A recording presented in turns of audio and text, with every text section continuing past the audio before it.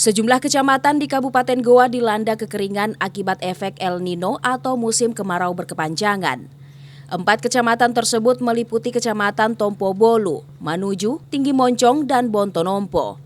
Kekeringan ini mempengaruhi debit air baku yang berasal dari daerah pegunungan dan Sungai Jenek Berang. Untuk mengurangi debit air baku semakin menurun, petugas dari PDAM Goa diturunkan untuk membuka akses air yang tertutup bebatuan di sungai.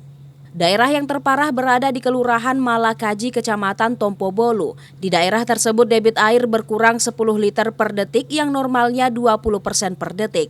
Namun secara kualitas kebutuhan masyarakat akan air bersih tidak terpengaruh. Dampaknya itu pasti ada penurunan, sungai itu akan berkurang, tetapi secara kuantitas kapasitas produksi kita masih tetap aman.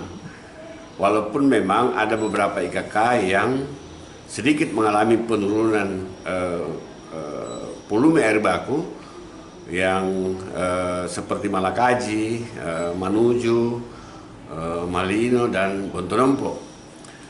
Tetapi masih cukup dengan kapasitas yang kita butuhkan. Artinya di 4 wilayah itu kita punya kapasitas produksi itu rata-rata 20 liter per detik.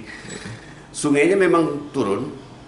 Sumbernya itu turun volumenya, tetapi volume yang kebutuhan kita masih cukup. Berkurangnya air baku ini telah terjadi 2 minggu lalu akibat hujan tak pernah turun di daerah ini. Ilham Syam, Fajar TV dan Fajar Radio melaporkan.